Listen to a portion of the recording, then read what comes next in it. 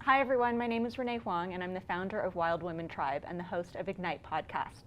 Ignite is a way of connecting women who are doing inspirational things in the community around central topics that really matter.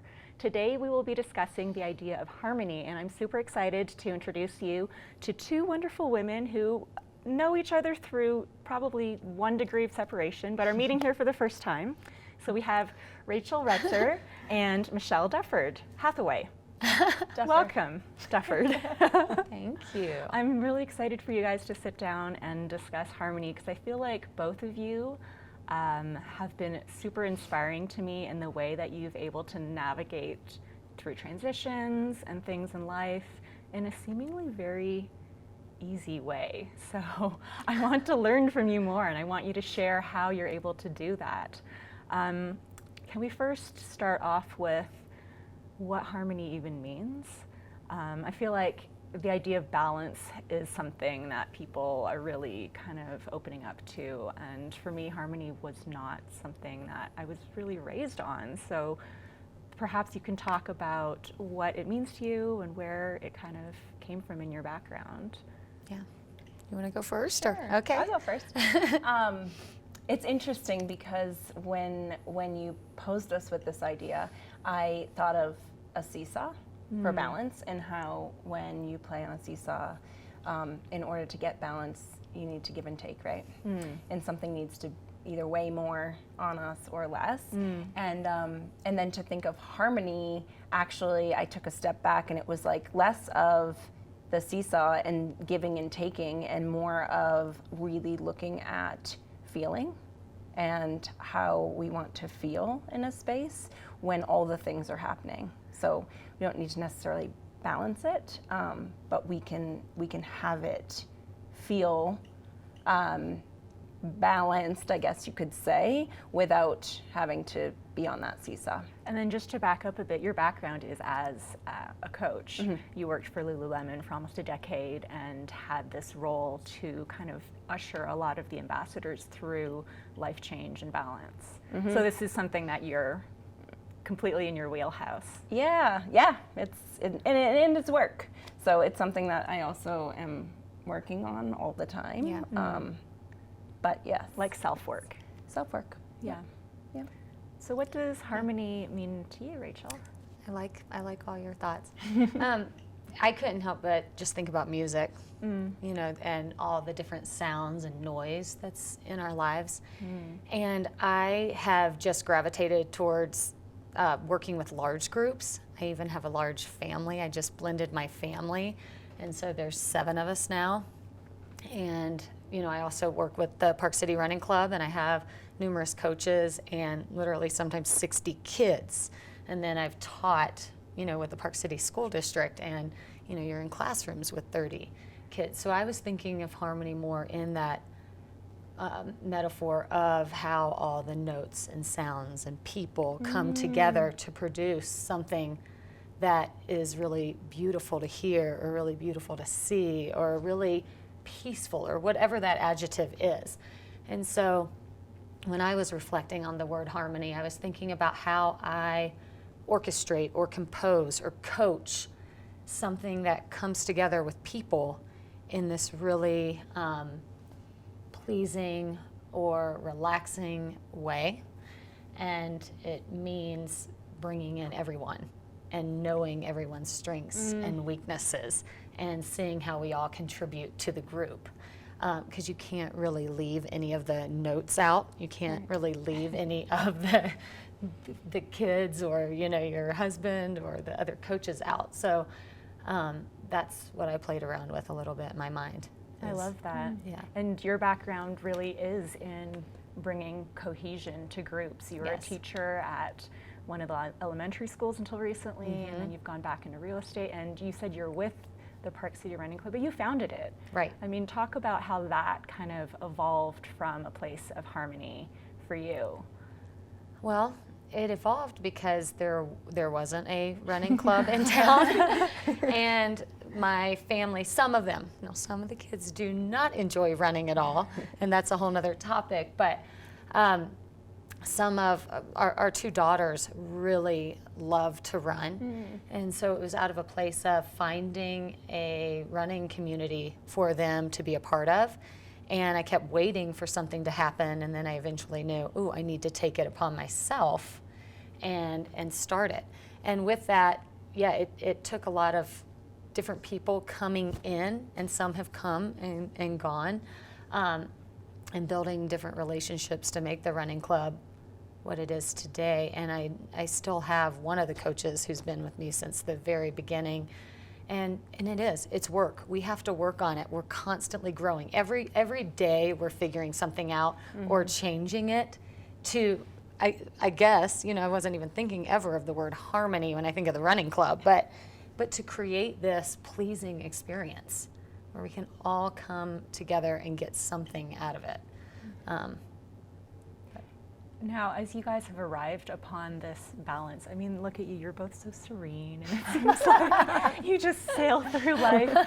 Was there something that allowed you to get there? Was there a contrast, like disharmony or, difficulty that led you to pursue this? I'm just trying to encapsulate for other people who might think, wow, it just looks so easy, I'm not there. How did you stumble upon this, or how did you find this as a way of choosing to live? I think you land it in the word choosing. So personally, what brought me out to Park City was some tragedy on the East Coast.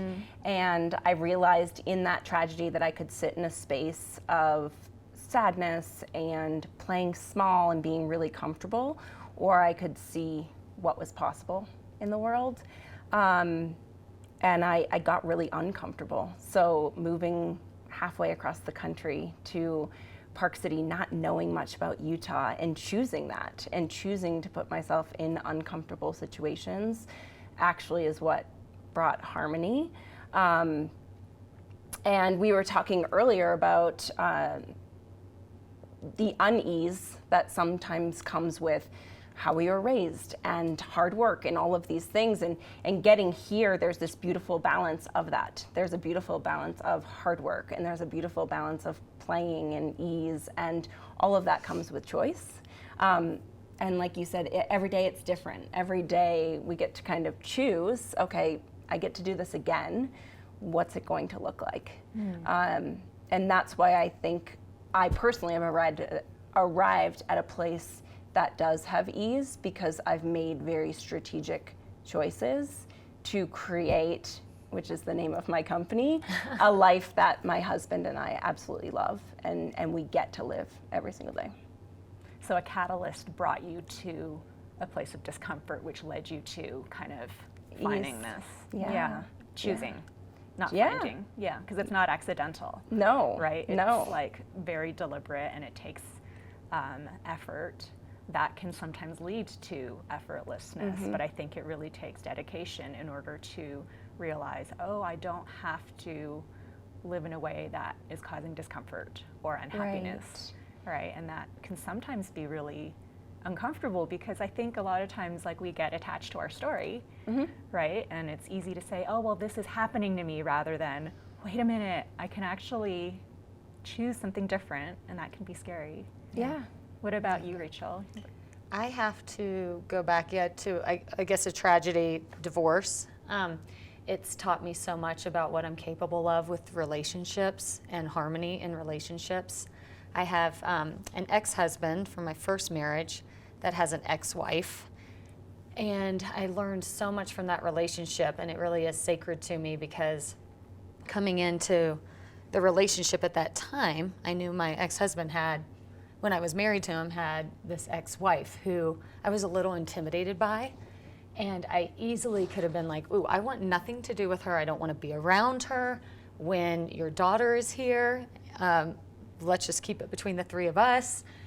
But very early on, and I was in my early 20s, I was like, wait, there is something to this woman. number one, I'm going to learn a lot from her. And two, there's something that I think I'm intimidated a little bit by her because I admire her. There's something about her that I really admire. And so I had to like kind of strip myself of all my insecurities and kind of dive in to create this relationship with his ex-wife. And still to this day, we have a very deep relationship. She came to my wedding, so did my ex-husband.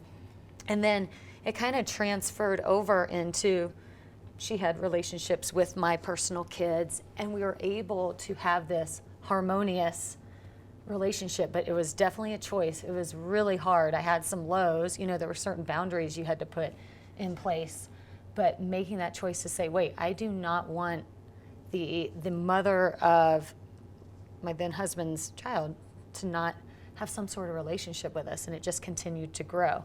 And the same thing has happened here in Park City.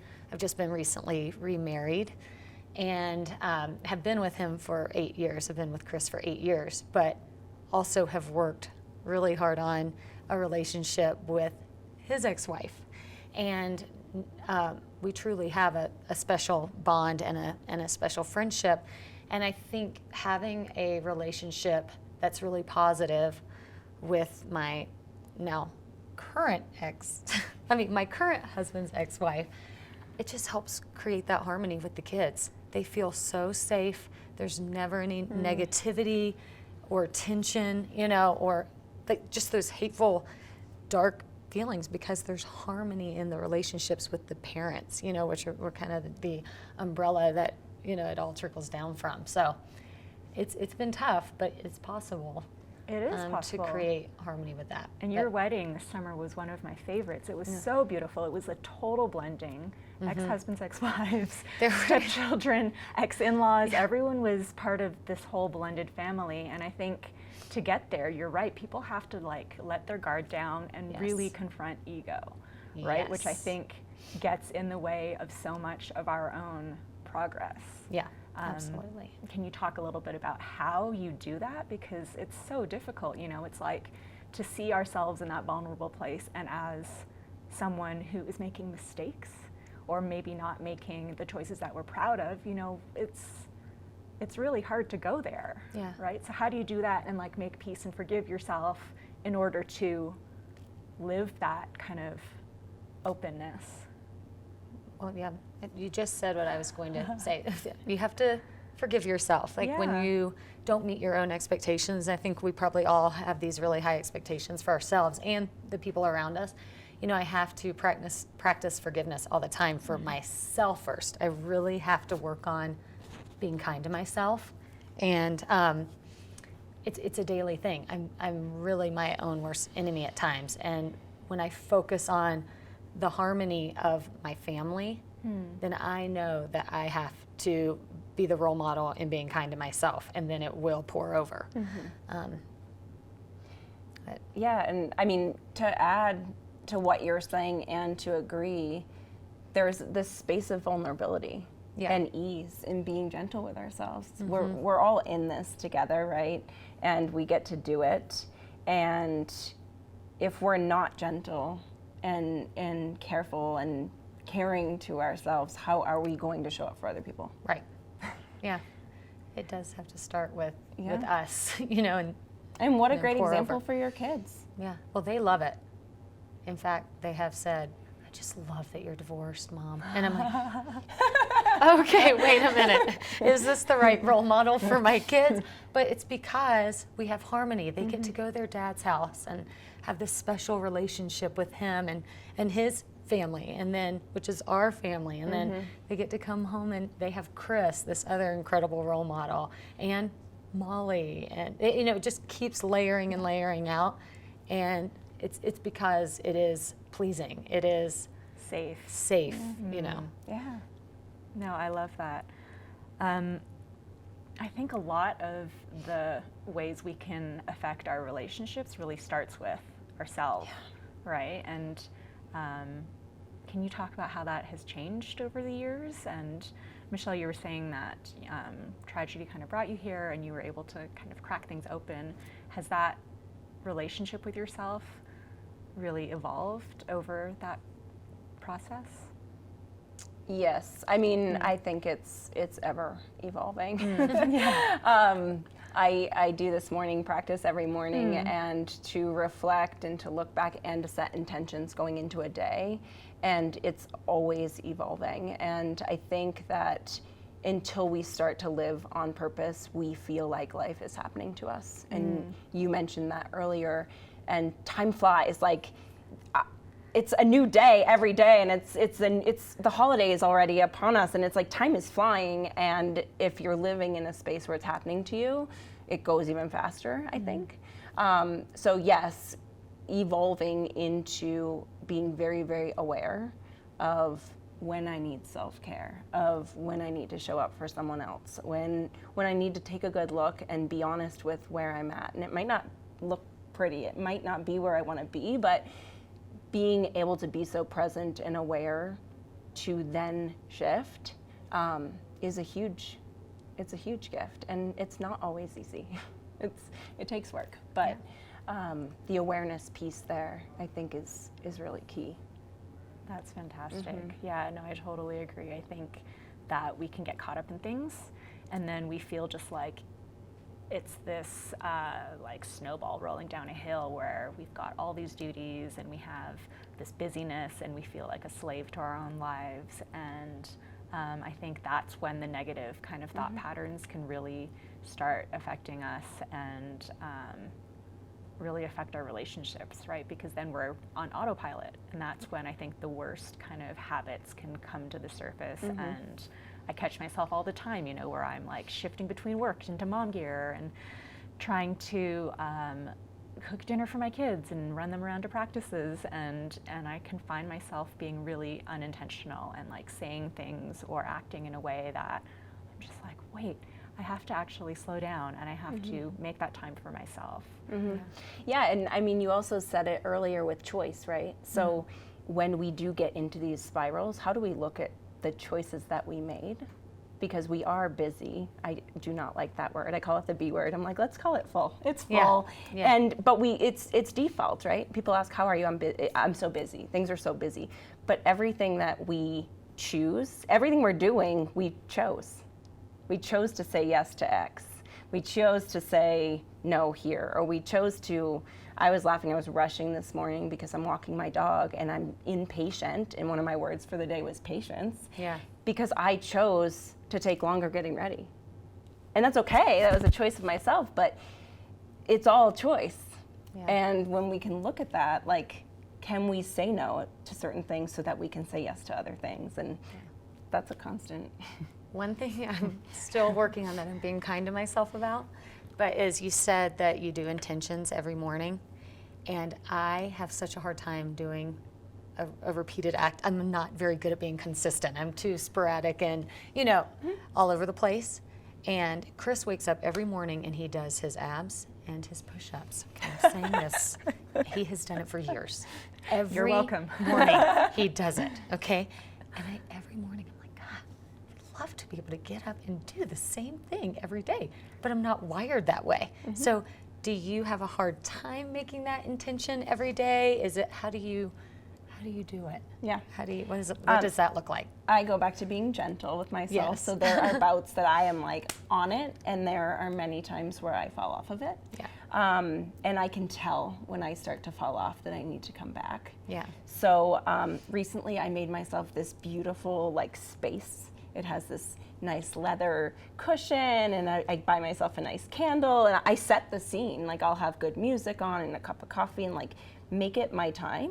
And it can take 10 minutes and that's it. And some people say like, oh, well, I don't have 10 minutes in the morning. I set my alarm 10 minutes earlier. Yeah. Sometimes I don't want to get up. But I always will do the same things when I am doing them. And then I try to be really aware of how I feel once I'm doing that routine and that practice. And I'm gentle with myself. So yes, I'm not an every single day. I would love to be. But when I can come back to it is key. I like the setting the scene. Like, I like the visualization of like, oh, there's this beautiful place that is, well, the intention is to go there. I like that. Yeah. That's good. And you can make it yours, like whatever that is for you. And running's always been that for me. Whenever I'm not running, I'm at my worst. You know, if I take time off from running, whether it be an injury or don't have the time, it doesn't work. It just doesn't work for me. I have to run, you know. And that's when I get that reflection, like I don't run with music or anything like that. I was going to ask you that. I like, just listen to the sounds in my head, you know, whatever's going on, There's a funny phrase that I've heard around meditation where if someone says, I don't have time to meditate, that means that they probably need even more time. And I think self-care can kind of be the same way. Like we'll push it off because it's uncomfortable, right? It is uncomfortable to like sit in that space and to really be vulnerable, like you were saying, Michelle, and look at things that we can be doing to allow ourselves to choose the things and be more intentional. So I think it's really common to just push it away and say, I'm too busy, I don't have the time. You know, who doesn't have 10 minutes? Right? Well, and I think you made a good point when you said running. Like, it also doesn't need to be sitting on a cushion in your home. Like, that to someone might be just so bizarre. So it could, finding what it is. Like, is it being up in the mountains in silence? Is it running? Like, what is it? And then, and then where are we really actually being intentional with it? Because are we constantly filling our ears with music so we don't have to listen to what's coming in, and finding that for ourselves of like that's where it's uncomfortable to go inward. Well, and so I have that habit of I'm new to running, I feel like, and so I do kind of tap out, I put music in, but can you guys like talk about what does that feeling feel like to feel centered? Because I think maybe some people don't even know. You know, we spend so much time like on technology, we're scheduled, we're busy, we're full, but what does it actually feel like to create that space for yourself? Like, what is that runner's high or that moment of clarity, or like talk about the physical sensations? For me, it's just like inner peace, you know, where anything that you can or can't control, you know, oh, I will get to that, or I have the tools to achieve, you know, what I need to do today. Like I am just at peace with who I am in this moment, you know. And peace sometimes to me though looks really energized. Like peaceful to me isn't necessarily sitting, you know, in this really calming place. Sometimes peace to me is when we are all cheering and excited and there's not a care in the world, you know, because we just finished a really hard workout all together, you know, all the athletes, and we come together. Gosh, I mean, I could ramble about it because there's so many different emotions that, you know, I feel after a run or when I'm in complete harmony. But it's like a feeling of clarity or togetherness or not stress, like ease. What about you? Well, I was going to say harmony. It feels like harmony in your body, really. And it's funny because from running specifically, I'll run sometimes very intentionally with music, and then I'll run in the freezing cold with no music, and like you're just so aware that you can feel the cold on your skin. You can feel your lungs burning when you're trying to get through it. But there's this calm inside of your body that allows your brain to have a bit more clarity, and when you you're energized after that. And I guess it would just be that balance of harmony in your body. For me, I find that like the worry tends to slip away when I'm in that good space, whether it's meditating or exercising or being outside, and the feeling of urgency dissipates. So it kind of feels like the things that need to get done bubble up, and I can see clearly what it is that is immediately needed, and then the other things that I might just be like monkey braining about fall away, or the worry is like, well, it doesn't matter right now. You know, I think for me that ease feels more like the things that matter are there, and the other things just, it doesn't matter. You know, hardly anything really matters what we're worrying about, right? there's a lot of emotion that comes up in running specifically or meditation when we are quiet, I think. And that can be, this light bulb just went off while you were saying that, because my tragedy back east, my first resolve to that was running. And I would run and I would cry and I would run and I would cry.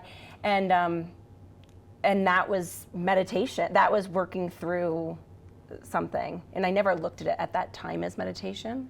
But now as you're saying that and we're looking forward, it's emotion comes up in it too. That your body actually is allowed to feel, I think is the biggest thing. You actually can feel. Yeah. I always, I know it's not the safest when you're on trails alone, but I always try to leave my phone behind unless there is something urgent, because I feel like when you have that phone, those dings and the vibrations and everything, it just totally disrupts me, and then my run won't feel peaceful and harmonious like I was talking about, because those aren't the noises that I want to be listening to. It will not be pleasing at all. And so I try to just leave everything behind, and it's sunk in what you were saying too about I'm leaving everything behind so I can focus on what's important to me in this moment while I'm on that run, But Yeah, that's fantastic. I think being able to identify that as something that will help all of us move through and kind of process things is really important, because I feel like a lot of people don't know that that's even a feeling of calmness that you can create within yourself.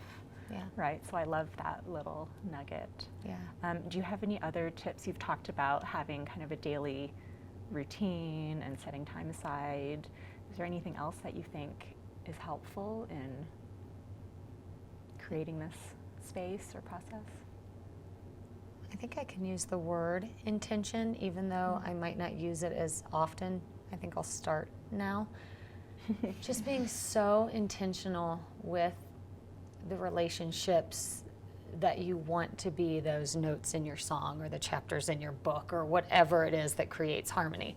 Like, just not only being kind to yourself, but going a little bit farther to create those deeper relationships, even if it makes you feel uncomfortable. I mean, even sometimes with my stepkids, it's a little more uncomfortable to dig a little more or just be intentional about, oh, wait, I need to be quiet. I don't need to talk for the next 2 hours, but like really thinking about the relationships that are in your lives that create harmony for you and how you can continue to foster those, and being so intentional about it, like really thinking about each individual person and what it all looks like when it comes together. Or maybe you're just creating your own little song. Maybe it's just that I'm thinking particularly right now about, last night I wasn't with my kids, I was with my stepkids and Chris, and just thinking about those little conversations that we had, keeping the harmony. You want them to go to bed at night feeling really good and peaceful and happy in the space, but it all is out of intention and being thoughtful about each contribution, and I'm not trying to say overthink it, but that's something that I'm just going to continue to work on and focus on with my intention in these relationships that I'm so lucky to have them in my life, so really taking advantage of them and working on that. I love that. One tip or tool, I guess, to share, I feel like a lot of what we've been talking about is feeling and harmony, being connected to feeling. And I recently started this to feel list. So in the mornings, like you have your to-do list, but I'll make a to feel, like what do I actually want to feel like today? And then I'll look at like my to-do list has to get done. So how can I even pair some of those things, right? So they can be fun, they can be, one of mine for today is to laugh out loud. I don't know where it's gonna happen if you guys have jokes. Yeah.